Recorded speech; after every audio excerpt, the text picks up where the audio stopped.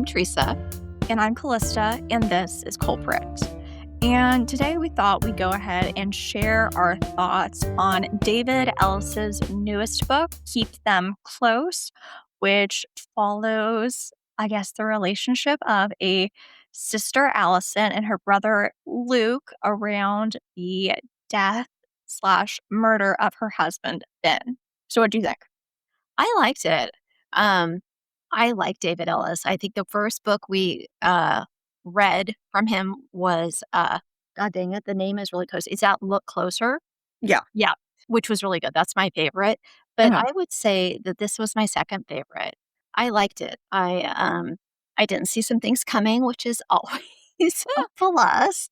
I liked the whole I think it's been a while since I've had like or read, a sibling relationship kind of thing. And of course it goes, present and in the past. Sometimes I don't like when there's a whole bunch of in the past stuff. I don't know, Uh-huh. just a personal preference. And I don't want to give anything away, but I like when there's a strong female character. I'm pretty sure I say Uh-huh. that each and every time. But yeah, I enjoyed it. How about you?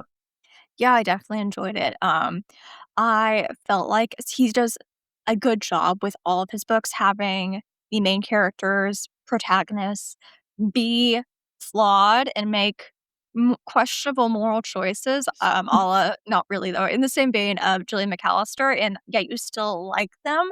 Like I liked both Luke and Allison, and I did not like all of their decisions though, but, yeah, I liked the way it ended and explored, their relationship and how he's good at making sure all the pieces come together, like, there's no extraneous characters, which I appreciate where it's like, why was this character mentioned? We've heard of this person once, and they really didn't add anything.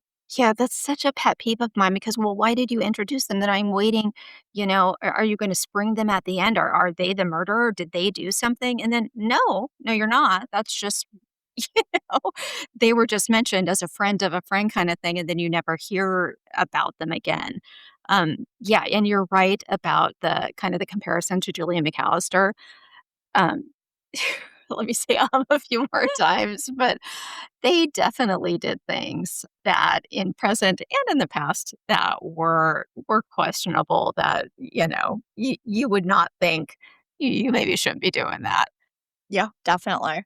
But I liked, the less starring, I guess, characters like, Alice's son, Grayson, and even Luke's, let's see what we'll call her. We'll call her his friend Trendy. And so, yeah, and I always, going back to the, there's no unnecessary characters because I know he's gonna make all the puzzle pieces come together. I'm always just waiting. Okay, how's the character gonna come back?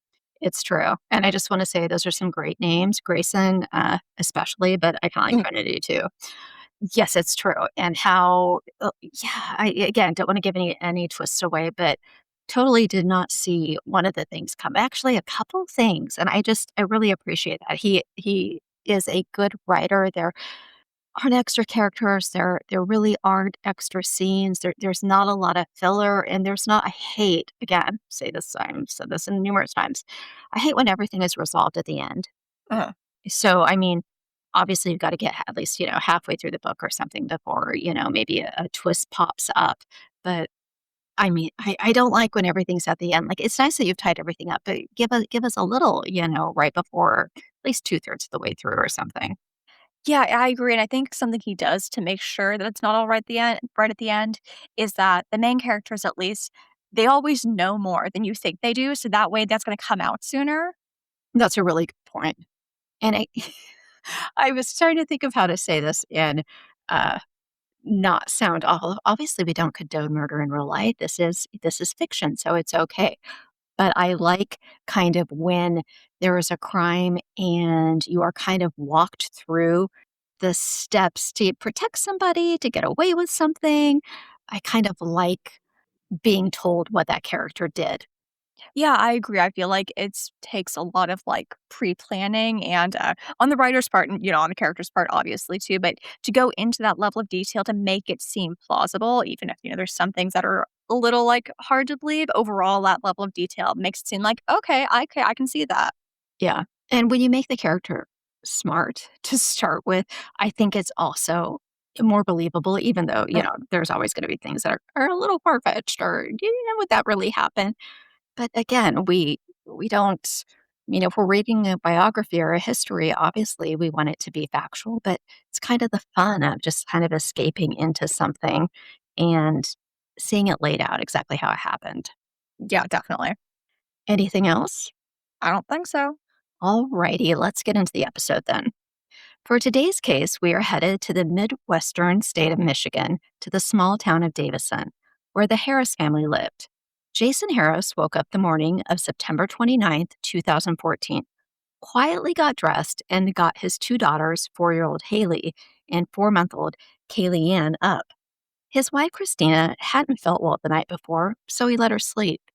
After getting the girls dressed and fed cereal for Haley and a bottle of breast milk for little Kaylee Ann, he strapped the girls into their car seats and dropped them off at daycare before heading to work. He was worried about his wife, though. Maybe he should have woken her up before he left. After arriving at work, he called and texted her several times, but got no response. He just couldn't shake the feeling that something was wrong. Jason texted his neighbor, Sheila Cooper, and asked if she could go to his house and check on Christina to make sure she was up. She hadn't been feeling well the night before, and he wanted to check on her. He had been texting and calling, but she hadn't answered. Sheila, though thinking the request was a little odd, acquiesced and headed to the Harris house. She knocked on the door, but there was no answer. She waited and knocked again. Still no answer. She turned the doorknob and the door opened. She called Christina's name several times, but didn't get a response. She headed to the master bedroom and found Christina in her bed, motionless. Sheila touched Christina's foot, which was cold, and gave it a little shake, but there was no response. She moved to the head of the bed, checked for a pulse, but there was none. She called 911 and texted Jason to come home immediately. Jason arrived home minutes before the paramedics and police arrived. Paramedics confirmed Christina's death and noted a foamy substance coming from her mouth. Police took pictures of the bedroom and looked for any open medication bottles. They did find some prescription pain pills prescribed from her C-section, but there were still pills in the container. Jason made sure he told the paramedics that his wife hadn't been feeling well the night before, and had been extremely weak, so weak that when he had gotten her some cereal, she dropped the spoon and he had to help feed her. And he didn't think that was concerning enough at the time to call for help? Right? A woman in her 30s with no underlying health concerns doesn't simply die in her sleep. Were drugs involved? What happened? Christina's body was taken for an autopsy, which revealed the cause of death to be an accidental heroin overdose, which shocked everyone close to her. Because of the large amount of heroin, it was determined that the drug was ingested. There were no track marks and no signs that the drug had been snorted or smoked. Ingesting heroin is extremely rare. Christina was born on January 16, 1978, the only child of Kathy Hooper and Harvey Thompson Jr. Sadly, Harvey died from leukemia when his daughter was only 8 months old. Kathy remarried when Christina was young to James Mays. James immediately treated her as his own child, and that sentiment remained throughout her life. Kathy and James added 2 more daughters to the family, Patricia and Katrina. The Mays family was extremely close and very involved in each other's lives. Because of this closeness and knowing their sister and daughter well, the Mays family could not accept the medical examiner's findings that the cause of death was accidental and that no police investigation would be conducted. The family knew Christina and they knew she didn't use drugs, especially since she was still breastfeeding her youngest daughter. She was extremely conscientious of what she put in her body so that her baby was safe. Her freezer was full of breast milk, and her parents had some too, so that while she was working, Kaylee Ann would be fed exclusively breast milk. 3 bags of the frozen milk were tested for opioids in 2015. All the test results came back negative. Still, the autopsy findings didn't change. The cause of death remained an accidental overdose. Christina's family knew that her marriage was rocky. With a life insurance policy through her employer and a smaller one through Jason's work, she had mentioned to her sisters that she was worth more to Jason dead than alive. In a joking, my marriage is shit, but no one is turning to murder yet way, or in a warning, if I die, you know who to blame way. Unfortunately, I think the latter. Oh, The family relayed their concerns to the police, but because the ability to investigate a death as a crime was dictated by the autopsy findings, there was nothing they could do. Frustrated, the family believed Jason was involved. Jason had also told the police and neighbors that Christina had been sick the night before her death. He's like a broken record. huh, But Kathy didn't believe this. She had seen her daughter in the late afternoon and she was fine, not sick at all. Not sure what kind of foundation Jason was attempting to build, but saying your wife was sick and then having her cause of death be a heroin overdose doesn't mesh, especially since he told anyone within earshot that she was sick before he helpfully prepared and fed her cereal. I mean, I guess she was so sick that she decided to put heroin in her cereal and then have her loving husband help her eat. I mean, make it make sense. for real, lie better, but don't actually because you deserve to go down for this. The Mays were also frustrated because even before the autopsy, no crime scene investigation was done. There was no examination of the cereal bowl, no fingerprints from the bowl or spoon were taken, nothing. The house wasn't declared a crime scene, and the police never returned to the house to gather any evidence after the initial call out. Well, that's helpful. They really dialed it in. Uh huh. Even though neighbors never heard loud fights or any indication that the family was anything other than happy, friends and family knew differently. Behind the facade of a normal suburban household, there were problems. Jason had been texting not one, but multiple women. Christina had noticed two numbers on their phone bill that she didn't recognize, with thousands of text messages. When she looked at the dates, she realized that Jason was texting one of the numbers while she was in the hospital having a C section. Nice. Obviously, she was extremely upset and told her sister Patricia what she found. The family thought that these affairs and Christina finding out about them could be a motive for murder. But this just wasn't enough information for the police to initiate an investigation. Being a cheater, a murderer does not make, At least not all of the time. but a lot of the time. It sure seems that way. Jason received $120,000 from two separate life insurance policies and seemed to be living his best life. He flew to Rhode Island 9 days after his wife died to visit one of his texting buddies. Within months, she had moved to Michigan and into the house he had shared with Christina. People in their small town felt sympathy for the widowed dad of two young daughters, even if some may have side eyed the fact that he moved on so quickly. Though neighbors remembered Christina as being a hands on mom, they were quick to accept that she was a drug user and that is what killed her. Not only was Christina's family questioning Jason's behavior and involvement in her death, but Jeff, Jason's brother, thought he was responsible. He told police that about a year before Christina died, Jason asked him to buy a plane ticket using his credit card so Christina wouldn't see the charge and he could visit a woman he had met online through a gaming chat group. Jeff initially agreed to purchase the ticket, but the more he thought about it, it just didn't seem right. He told Jason he wouldn't do it. Jeff said that his brother wasn't happy and wanted out of the marriage, but was adamant that he couldn't get another divorce. He had two children from a previous marriage and was paying child support for his older children and didn't want to pay for his younger children too. The brothers' relationship fractured after Jeff's unwillingness to participate in his brother's deception. Jason stopped talking to his brother, though he did still have a relationship with his other sibling, a sister, Rachel, and they shared numerous texts. A few months after Jeff refused to buy his brother a booty call plane ticket, Rachel called Jeff, concerned about what Jason might do. She said they had been texting and he was complaining about Christina and said he had to get rid of her. She needed to die. He even laid out the framework of a plan, saying he would make sure she was dead before he left for work. And once he was at work, he would call a neighbor to check on her, and she would be the one to find her body. Thinking he wasn't serious because no one ever does, she didn't do anything. A couple days after the text exchange, Jason told her he decided he was going to get a divorce. He was just blowing off steam. He would never do anything to hurt his wife. But Rachel just couldn't stop thinking about what he said.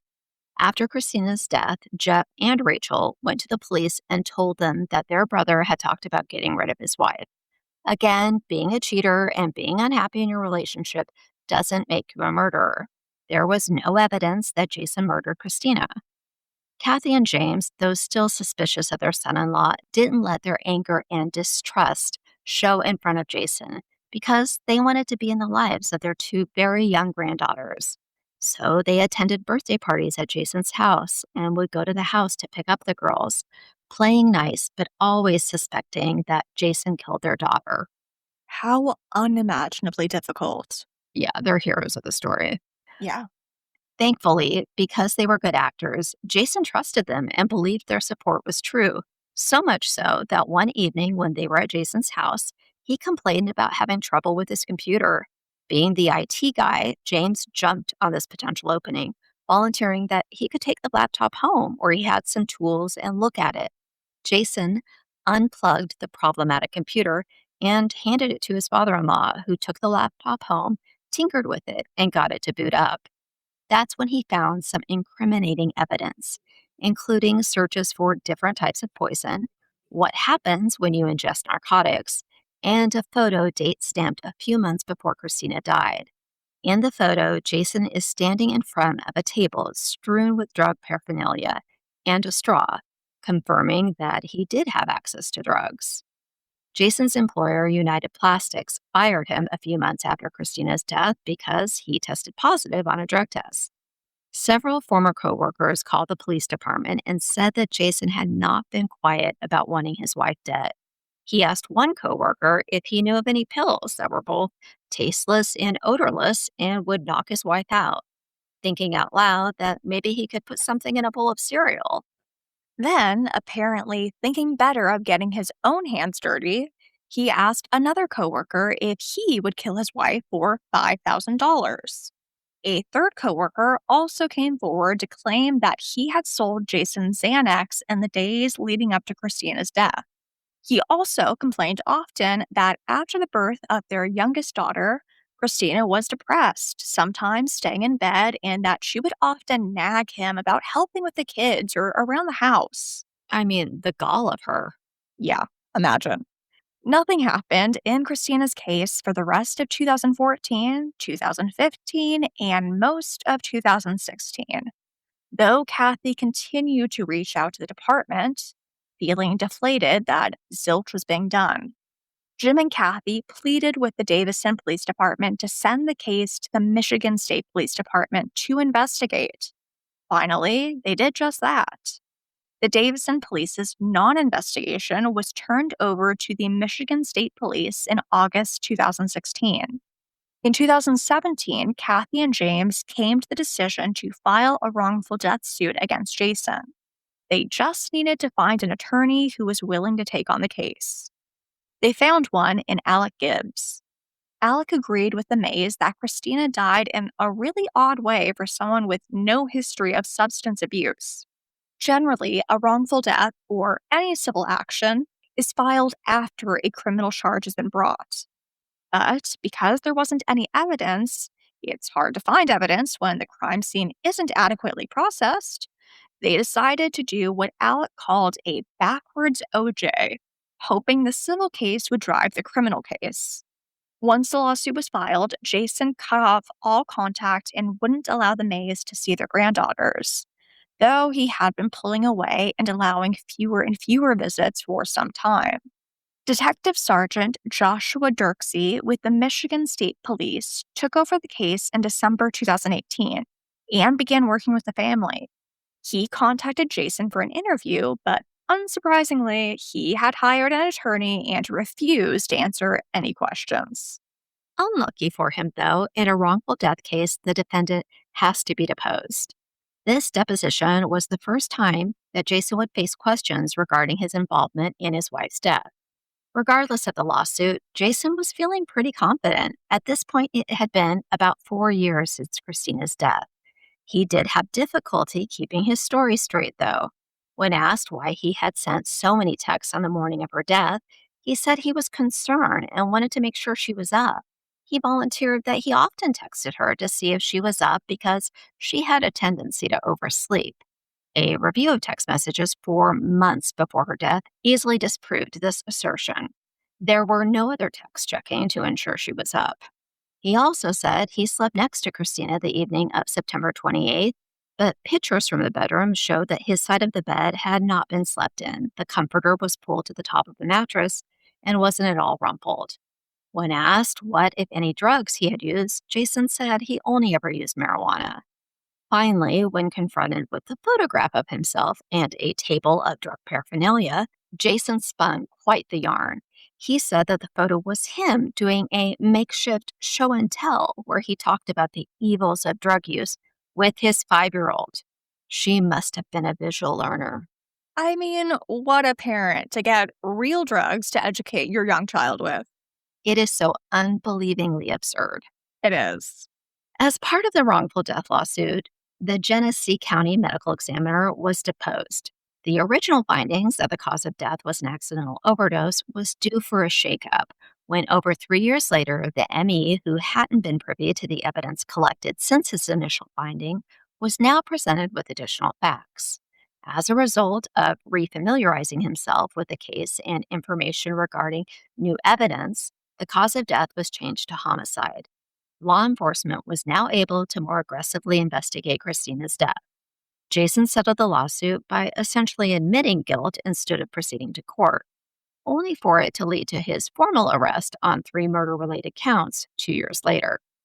Christina's family had insisted from the very beginning that she was not a drug user and that she was breastfeeding her young daughter at the time of her death and would never do anything to harm her. Christina had filled her freezer with breast milk, which she meticulously dated and organized. And she had also brought frozen breast milk to her parents so they could feed Kaylee Ann when they watched her. Though her breast milk was initially tested in 2015, it did not trigger an investigation. Since the case was transferred to the state police in 2016, Kathy had been asking investigators to test more of the breast milk. But because the cause of death was ruled accidental, the police's hands were tied. Not anymore. Investigators finally agreed to test the breast milk, and again, it came back with zero traces of any kind of illegal substance. They tested numerous packages, including the last one labeled before her death. What's the likelihood that the evidence would show zero heroin a few days before her death, clearly indicating that she was not a drug user, for her then to decide to spice up her cereal with heroin and eat it? Pretty fucking unlikely. August 27th, 2019, armed with several witness statements as well as a lot of circumstantial evidence, authorities finally arrested Jason. I love that for him. Me too. He had very nearly gotten away with the perfect crime. But the breast milk would be his undoing. Christina was exactly what her friends and family had been saying all along, a devoted mother. And Jason, he was a liar and a murderer. The prosecution just had to prove it. He was charged with first-degree murder, solicitation of murder, and delivery of a controlled substance causing death. The criminal case had two obstacles: proving Jason committed premeditated murder and to disprove that Christina was a drug addict. This was by no means a slam dunk case. There was no murder weapon, no DNA evidence, no visible injuries. The pressure on the prosecution to prove Jason's guilt was high. The family had been waiting years to see the person responsible for their daughter's death brought to justice. Jason wanted Christina gone. He didn't want a divorce. That would be messy and cost him money. He wanted her dead. He had no problem broadcasting this fact to his brother and sister, along with numerous colleagues. When no one would help him out, he came up with what he believed was a perfect plan. His motive: pay out from her life insurance policies and to start a new life alongside his mistress. Jeff, Jason's brother, testified for the prosecution. which was no small ask. He was labeled as the family outcast, with his mother and aunts sitting in the gallery, clearly on Jason's side. But Jeff's a good guy and did what he felt was the right thing for his deceased sister in law. He was confident in his brother's guilt. Good for him. Yeah. Rachel didn't testify. By the time the trial finally came around, she had conveniently forgotten any discussion she had with police or Jeff regarding any conversation she may have had with Jason. The defense tried hard to push the narrative that Christina took the heroin herself, just mixed it in with her cereal and went to town. But because of the breast milk results, this was disproven. On November 17th, 2021, the jury found Jason guilty on all three counts. Genesee Circuit Court Judge David J. Newblatt handed down the sentence for Jason. You are guilty. You did this. You are a murderer and a liar. I want to make this very clear. The jury saw through your lies, and I see through your lies. You wanted to get rid of your wife, not to have to pay support. You wanted the money. I just love when the judges don't hold back. It really is the best when they say it like it is. So true. Jason was sentenced to life in prison without the possibility of parole. Jason was his own worst enemy, asking for help with his murderous plan, and when that failed, simply telling those around him what he planned on doing. He just couldn't help himself. He wanted out of his marriage, and he just couldn't keep quiet about it. When the original cause of death was determined to be accidental, he was in the clear for years. But he couldn't think bigger than his small mind would allow. He neglected to see two things. First, a family that was not willing to accept the Emmy's findings. The Mays family's tenacity meant they refused to accept the original autopsy and law enforcement's initial lack of any type of investigation. And second, the Ziploc bags filled with breast milk, labeled and dated, that proved Christina didn't use drugs. Without the breast milk, even with the outlandish idea that someone would intentionally consume heroin, Jason's guilt would have been difficult to prove. Still, Jason appealed his conviction, claiming the common ineffective counsel. But thankfully, his conviction was upheld. Jason, who is 52 now, is living in his forever home at the G. Robert Cotton Correctional Facility in Jackson, Michigan. In 2022, Kathy was recognized as the Victim Advocate of the Year by Genesee County. Katrina and her husband are raising Christina's daughters. Next time, we'll be discussing the case of Roberto Martinez Marinero. All the sources we used for this episode are in the show notes below. If you'd like to suggest a case for us to discuss, you can email us at culpritpodcast@gmail.com. You can also follow us at culpritthepod on Instagram and at culpritpodcast on TikTok. Feel free to leave us a comment, rating, or review to let us know what you think. See you soon.